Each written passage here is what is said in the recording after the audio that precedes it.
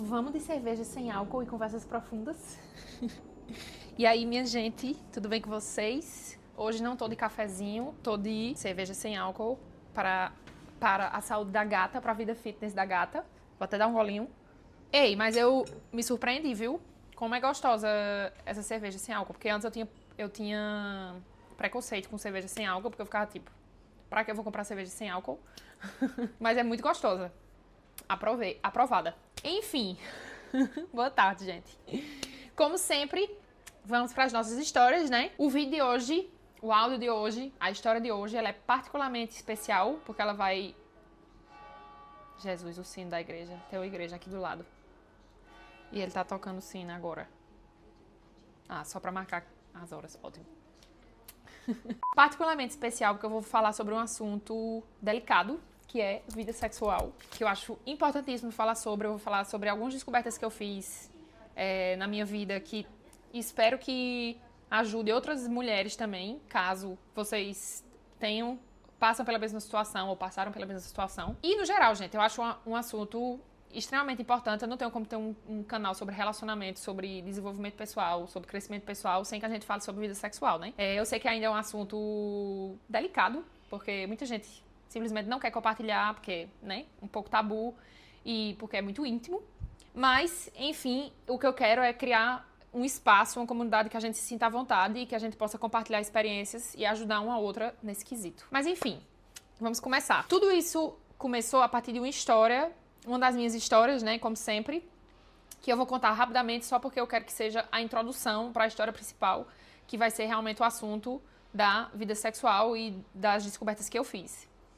Mas, enfim, logo depois do Florzinho número 1, que eu contei a vocês, que foi o meu primeiro namorado de Paris, eu conheci Florzinho número 2. Coincidentemente também pelo Bumble, o aplicativo Bumble. E a gente, ironicamente ele francês, mas falava português, porque morou no Brasil um ano, namorou uma brasileira antes também. Também não, porque a gente não foi namorados, a gente foi ficantes, ele foi meu boy fixo por quase um ano. A gente não namorou oficialmente. Mas enfim, ele falava português porque já tinha morado no Brasil, no Rio, inclusive. Bem engraçado, porque o sotaque dele carioca e o meu paraibano era um contraste super engraçado. Ele me ensinou várias expressões cariocas que eu não sabia. E coisas da cultura do Rio que eu também não sabia. Então era uma troca bem interessante. E aí a gente se conheceu, a gente saiu durante alguns meses. E no início a gente não teve a conversa de tipo assim, tá procurando o quê? No primeiro encontro, né? Tá procurando o quê? Nananã. Grande erro. Hoje eu sou adepta. Hoje eu sou super pró perguntar isso logo no início, no primeiro date. Talvez antes, até se você conhecer a pessoa no aplicativo. Perguntar o que a pessoa tá procurando, porque evita perder tempo, gente. A gente não teve essa conversa. E depois de 2 meses só, foi que eu fui perguntar a Florzinho o que é que ele queria. E, surprise, surprise, Florzinho disse que não tava procurando nada sério. Na verdade, antes ele disse assim, eu odeio essa pergunta. Claro, Florzinho já sabia que eu queria alguma coisa séria, que eu tava envolvida. E aí, ele não queria cortar o barato dele, né? De ficar me vendo sem ter que se comprometer. Por isso que ele odiou a conversa. E, minha gente, lembra que na primeira história, quando eu falei de Florzinho número 1, eu disse que ia ser o primeiro de uma sequência de padrões? Pois bem, né? Se seguir o padrão de Florzinho 2, também não querer um relacionamento, e mesmo assim a Florzinha aqui continuar vendo o amado, o abençoado. Erro também. Mas enfim, a gente continuou se vendo. A gente ficou nessa situationship por quase um ano, pra vocês terem noção. Mas enfim, essa história, as análises são as mesmas análises, que é o padrão seguindo de buscar uma pessoa que está emocionalmente indisponível e de associar muito amor a algo que deve ser ganhado. Tipo, eu preciso ganhar esse amor. Se eu conseguir convencê-lo a ser minha namorada, pronto, isso vai definir o meu valor, isso significa que eu sou lovable, que eu sou amável.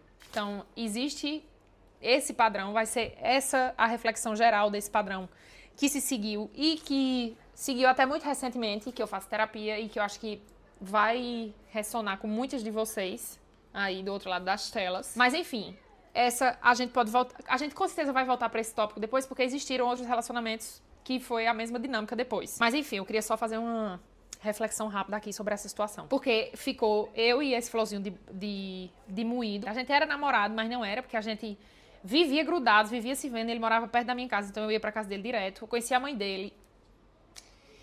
Ai, Jesus, as coisas que a gente faz, as coisas que a gente faz.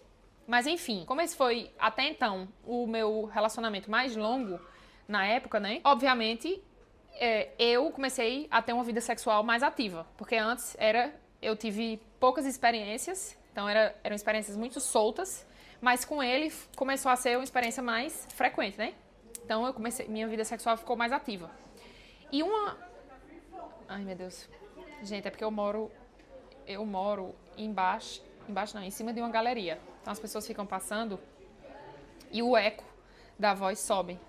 E esse microfone, eu tenho a impressão que esse microfone escuta até meus pensamentos, né? E eu tenho a impressão que quando as pessoas passam, fica super alto.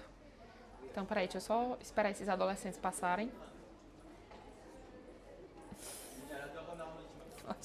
Acho que dá pra ouvir. Voltando. Foi quando eu comecei minha vida sexual, né, a ficar bem mais ativa. E uma coisa que eu sempre sofri desde o início da minha vida sexual foi dor na penetração. Não sei como a gente vai fazer, não sei se eu posso dizer essa palavra, mas na edição a gente dá um jeito de vocês fazer um bip e aparecer. Mas enfim, eu sempre tive esse problema, não eram todas as vezes, mas algumas vezes sim, mas dor na penetração. E não só dor, quando não existia dor, simplesmente não sentia tanto prazer. Não era o ato principal, não era a minha fonte maior de prazer. Como na minha vida, isso não foi muito conversado na minha família.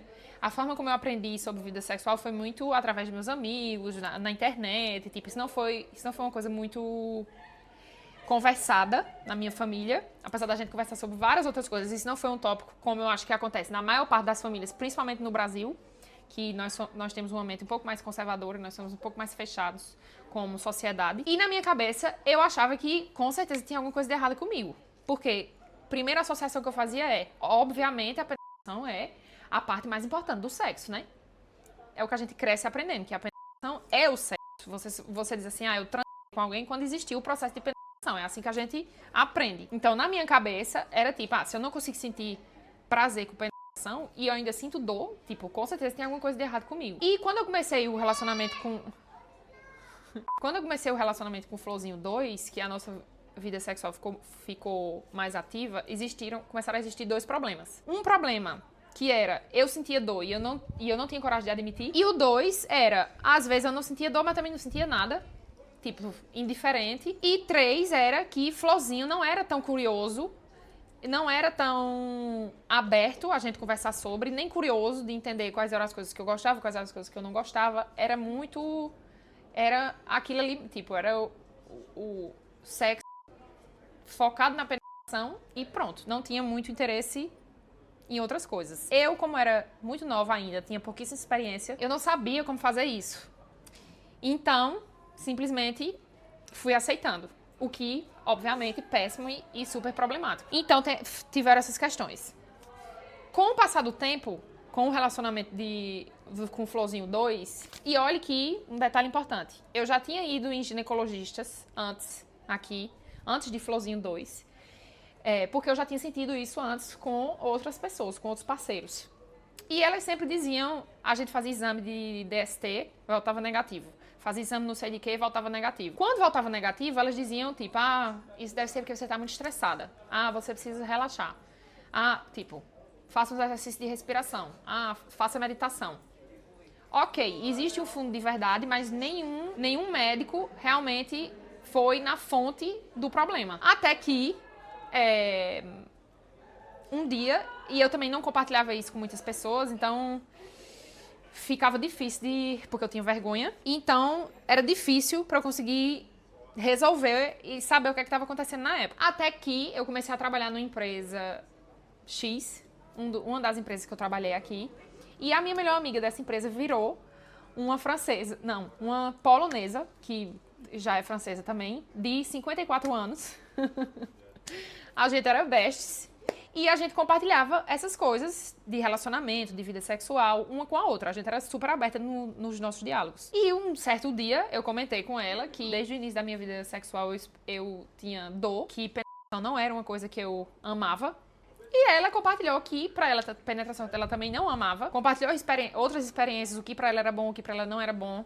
E o mais importante, me deu o número do ginecologista dela e disse, vá nele, ele é ótimo, eu já tive problemas XYZ durante a minha vida, e ele foi a pessoa que me guiou, descobriu o que é que estava acontecendo, etc e tal. Minha gente, o homem bruto, bruto, francês mesmo, assim, da unha do pé até o último fio do cabelo, mas o homem descobriu o que eu tinha. Então, valeu, eu vou dar um gole aqui. Santé a esse homem. Ele fez lá uns exames e ele disse, seu músculo pélvico é uma pedra. Ele disse em francês, nunca vou me esquecer. Ele assim, bem... É claro que você sente dor, seu músculo pélvico é uma pedra, uma pedra, uma pedra. Ele assim, bem estressado. E eu, calma, meu senhor. E é culpa minha que meu músculo pélvico é uma pedra. Primeiro que eu tava tipo, como assim meu músculo pélvico é uma pedra? Não tava entendendo nada. E ele foi me explicar toda a questão. No início, ele não nomeou vaginismo. Depois foi que eu fui descobrir que o nome disso era vaginismo. Ele só disse, seu músculo pélvico, ele é muito contraído, ele é muito duro, ele é bem mais contraído do que ele deveria. E é por isso que você sente dor na penetração. Beleza. O que ele aconselhou foi fazer exercícios com dilatadores vaginais. E, minha gente, quando ele me mostrou, eu achei muito engraçado. Dilatadores vaginais, eu gosto de dizer que eles são como bonecas russas. Porque são... Peraí, eu vou mostrar, porque eu tenho. Vou mostrar a vocês. Um minutinho que eu vou buscar. Tá, aqui. Já tava aqui, eu peguei pro vídeo. E eu esqueci. Eles são como eu chamo de boneca russa, porque vocês vão ver. É assim, ó. Ele vai diminuindo de tamanho, ó. Pra poder você fazer os exercícios. E eu vou dizer a vocês como é que funciona. Tem os dilatadores, que você vai... Ai, Jesus. Errei aqui o tamanho. Ai, Jesus. Peraí, gente. E como é que funciona? Você vai fazer os exercícios. Existem os exercícios específicos que você tem que fazer com os dilatadores.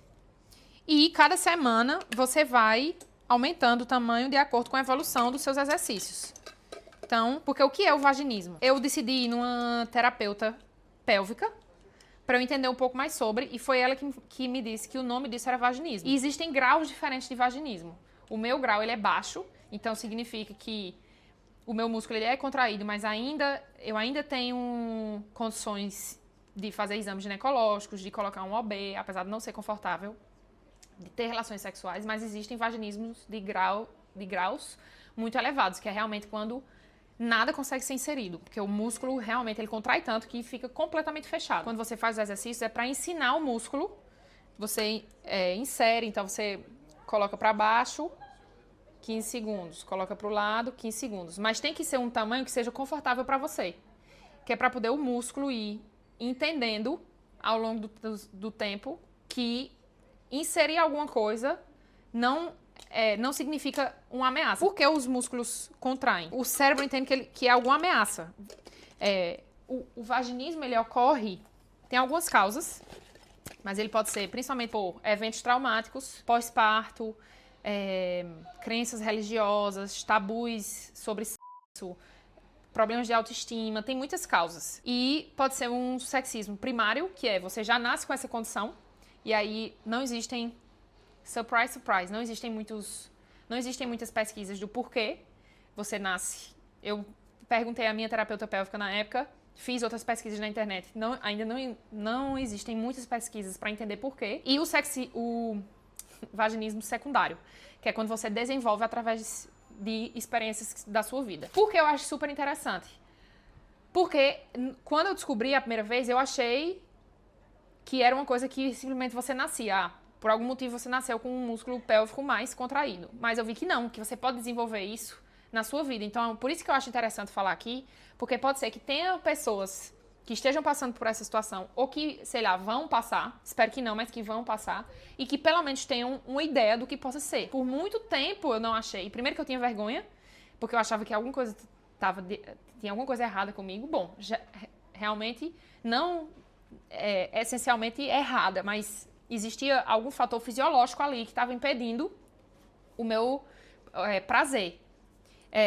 E que estava gerando muito desconforto, vergonha, etc. Mas, enfim, acho interessante e importantíssimo a gente falar sobre, porque eu nunca tinha ouvido falar e só depois na internet eu vi que muitas mulheres já tiveram, estão passando pelo processo delas de cura do vaginismo, enfim.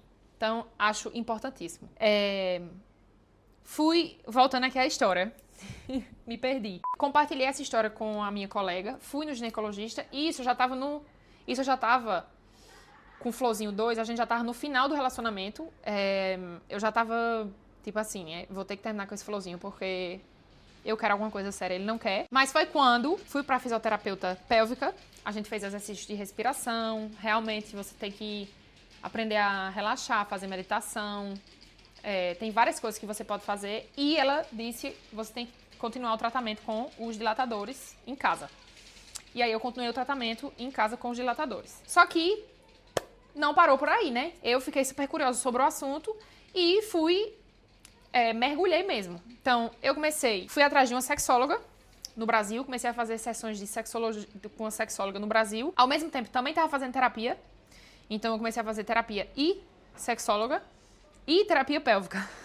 Eu tava louca das terapias nessa época, porque eu tava fazendo 3 terapias ao mesmo tempo. E foi nessa época também, através das minhas pesquisas na internet, que eu descobri o livro revolucionário que mudou a minha vida, que é esse livro aqui. Come As You Are, de Emily Nagoski, que é uma sexóloga, doutora, americana, acredito. Sim, americana. Que simplesmente, gente, esse livro, não sei nem o que falar, não sei nem o que dizer, apenas sentir. Gratidão a essa mulher. Porque, assim, esse livro eu queria poder resumir. Eu não sei se tem ele no Brasil traduzido, eu vou ver.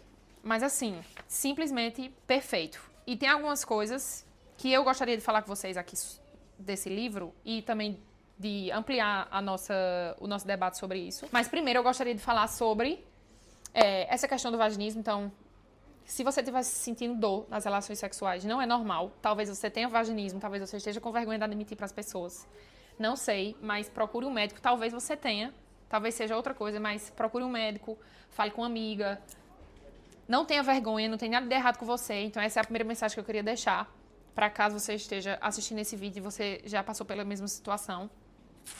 Não tenha vergonha. É isso aí, minha gente. Por isso que a gente faz esses vídeos, que é pra poder a gente compartilhar histórias e a gente saber que outras pessoas também passam pelas mesmas coisas que nós. E que não tem problema, tá tudo bem. E vamos atrás de entender o que é e se curar. Pronto, primeira coisa é essa. Segunda coisa. Depois que eu li esse livro, depois que eu entrei nesse processo, eu também desconstruí essa ideia na minha cabeça de que o sexo é só a penetração. Não é. Existem muitas maneiras de você ter experiência sexual sem a penetração. A gente tem essa ideia na cabeça, por quê? Para os homens, a atividade principal sexual vai ser a penetração. Então, por que a gente, como sociedade, a gente valoriza muito mais a experiência masculina do que a feminina? Realmente, a penetração virou a atividade principal porque ela é a que dá o maior prazer para os homens. Mas eu gostaria de dizer aqui que, apesar de também dar prazer às mulheres, não é só. E eu ouso dizer que, para as mulheres, existem outras coisas que são mais prazerosas do que a penetração. Uma das coisas que eu descobri com esse livro, que eu fiquei, assim, passada, e que para mim foi uma libertação, foi aqui. Ela diz assim, foi assumido que, porque os homens têm orgasmos durante o sexo pênis na vagina, então, penetração, mulheres também deveriam chegar ao orgasmo com penetração. E se isso não acontece, significa que elas estão quebradas. Então, esse era o conceito que eu tinha na minha cabeça. Só que ela diz assim, na realidade, 1/4 das mulheres chegam ao orgasmo com penetração. As outras 75% das mulheres, às vezes, raramente ou nunca chegam ao orgasmo com penetração. E elas são todas saudáveis e normais. Palmas. Palmas para essa mulher e para essa informação que vai libertar muitas de nós. Então, minha gente, olha. Ela diz assim, uma mulher pode chegar ao orgasmo de várias outras maneiras. Sexo manual, sexo oral, vibradores, estímulos nos seios, toe sucking, como é que diz isso? Chupa o dedão. De várias maneiras que você possa imaginar. E mesmo assim, não chegar ao orgasmo com penetração. Isso é normal. Pronto. E isso aqui eu queria deixar, claro, feito à luz do dia. porque eu acho muito importante saber disso. Isso me libertou, porque realmente eu achava que eu era quebrada por não conseguir, ou por simplesmente não ter tanto prazer. E depois eu fui descobrir, com várias mulheres que eu conversei, inclusive descobri isso um dia desse, com uma pessoa, membro da minha família, já bem mais velha. Por isso que, gente, olha, por isso que eu amo conversar, por isso que eu amo compartilhar histórias, porque realmente isso salva as pessoas, gente. Isso muda a vida das pessoas, muda as experiências, enfim. Então, primeira coisa que eu queria falar era disso. Existem muito mais coisas, existem muito mais elementos sexuais fora a penetração. Depois, que eu queria falar. Nesse livro, ela fala duas coisas. Uma delas, ela fala sobre desejo. Então, ela diz que existem dois tipos de desejo. Existe o desejo responsivo e existe o desejo espontâneo. O desejo espontâneo, ele vai ser aquele famoso fogo no rabo que você tem do Neida. E o desejo responsivo, como o próprio nome diz, vai ser uma resposta, o desejo que vai vir como resposta de algo, resposta ao prazer. Então, primeiro tem o prazer, depois tem o desejo. E não primeiro ter o desejo para depois ter o prazer. Muita gente também, muitas mulheres, e eu vou me incluir aí nessa história também, acha que que tem alguma coisa de errado porque a gente não tem tanto desejo espontâneo. Porque a gente não tá, tipo assim, meu Deus do céu.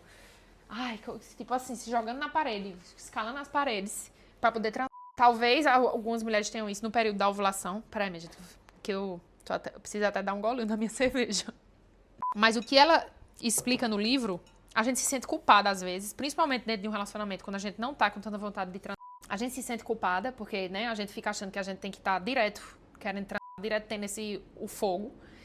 Mas ela vem com esse fato que eu achei super interessante, que ela faz essa diferença entre desejo responsivo e desejo espontâneo. E ela diz que a maior parte das mulheres tem muito mais desejo responsivo do que desejo espontâneo. Eu assisti um vídeo dela no outro dia e ela fala, por exemplo, você passou o dia arrumando a casa, você lavou louça, fez jantar, não sei o que, e você vai se deitar com o seu parceiro e vocês começam a, tipo, tocar um no outro, trocar carinho, não sei o que, e aí o desejo, ele vem. Mas talvez você tenha cozinhado junto, tenha passado um outro momento cozinhando, sei lá, fez alguma atividade que não foi relacionada, que não foi uma atividade sexual, mas que depois, tipo, isso é um contexto que foi juntando pedacinhos de pedacinhos e pedacinhos de desejo, e depois o desejo ele é responsível, ele veio através do toque, depois desse momento de qualidade que vocês passaram juntos.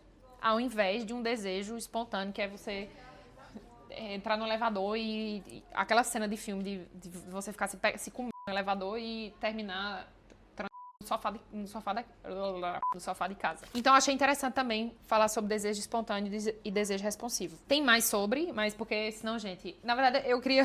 Minha vontade mesmo era ler esse livro todinho aqui assim, ó. E ficar lendo pra vocês, de tão interessante que ele é. Porque tem muitas informações que eu queria passar pra vocês em um vídeo só. Porque ele é muito interessante. Outra coisa que ela fala, que eu amo, é que é do Dual Control Model. Não sei como traduzir, mas basicamente ela diz que o nosso sistema nervoso central, ele é feito de uma série... Ele é feito de uma série de parcerias entre aceleradores e freios. Accelerators and brakes. E que tanto esses aceleradores como esses freios vão jogar com o seu desejo sexual. Então, você pode ser uma pessoa que tem freios sensíveis e aceleradores nem tão sensíveis. Significa que você vai ter menos estímulo, menos desejo sexual, porque tem muitas coisas apertando seu freio. Você pode ser uma pessoa que tem aceleradores sensíveis e freios não tão sensíveis, então você vai ter muito estímulo que vai apertar o seu acelerador e você vai ter mais resposta de desejo sexual. E você pode ser uma pessoa que fica ali um balanço entre um e outro. Ela tem até um quiz no livro para você testar o quão sensível seus aceleradores são e o quão sensíveis os seus freios são. E aí ela diz que, por exemplo, exemplos de aceleradores pode ser proximidade afetiva, pode ser... Deixa eu ver. Eu vou ver aqui uns exemplos. Eu tô me lembrando mais de exemplos dos freios. Que vai ser o que a gente já sabe, né, gente? Estresse, preocupação, problemas com autoestima, problemas com imagem corporal. Exemplos de coisas que aceleram os aceleradores. Emotional bonding, então, proximidade emocional. Explicit erotic cues, então, algo que é explicitamente erótico. Visual proximity cues, então, pode ser ver o seu parceiro, sentir o cheiro do seu parceiro, eu ia dizer, sentir o gosto do seu parceiro, pode ser também. São pontos aqui que ela coloca como accelerators, como aceleradores. E os freios ela coloca, então, sentimentos sobre o seu corpo, então imagem corporal. Preocupação com... essa é mais para nós, mulheres, mas preocupação em ficar em gravidez, que mais? Estresse, se sentir aceitado pelo parceiro, enfim... Tem muitas coisas aqui, mas engraçado porque ela diz que estresse também pode ser uma coisa, para algumas pessoas, também pode ser uma coisa que aperta os aceleradores. O sexo ele pode ser visto como uma forma de liberar o estresse. Por exemplo, ela diz aqui que o contexto em que as mulheres experienciam uma experiência mais positiva no sexo é quando tem low stress, então estresse baixo, high affection, alto grau de afeição e erotismo. E aí, claro, né, minha gente?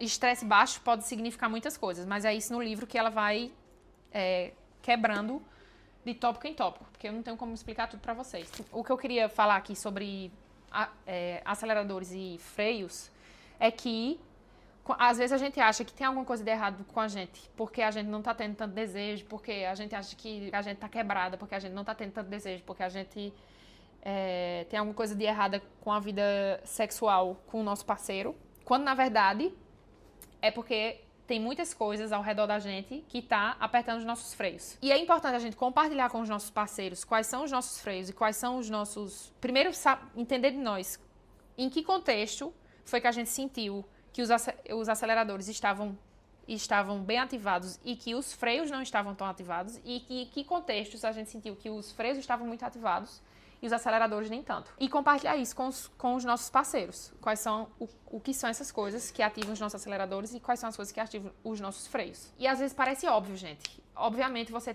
está frustrado com alguém, vai apertar com o seu parceiro por algum motivo, vai apertar o seu freio. Isso são coisas óbvias, mas que às vezes a gente não pensa, que às vezes a gente não coloca no contexto. E que outras coisas que apertam os aceleradores não são coisas que vai de uma hora para outra. É como eu disse, pode ser um momento de qualidade que você passou, jantou junto, pode ser uma coisa que não tem nada a ver com... Não é erótico, mas que aperta os aceleradores mesmo assim. E que ajuda no contexto sexual e na relação como... Na relação entre vocês. Enfim, eu achei super interessante esse conceito de accelerated break.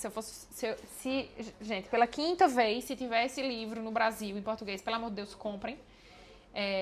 Porque realmente mudou total a minha vida, a minha forma de ver de experienciar sexo. Lógico, no meu caso, existiu essa questão fisiológica, né? Mas tem todas essas outras nuances da vida sexual que às vezes a gente não faz nem ideia, que influenciam total e que vão fazer toda a diferença quando a gente entender. Mas outra coisa interessante,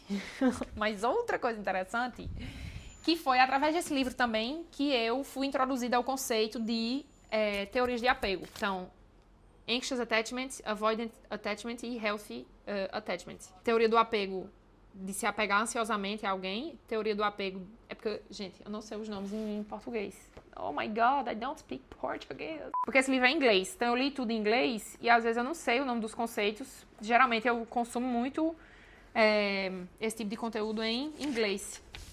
E aí eu não sei o nome.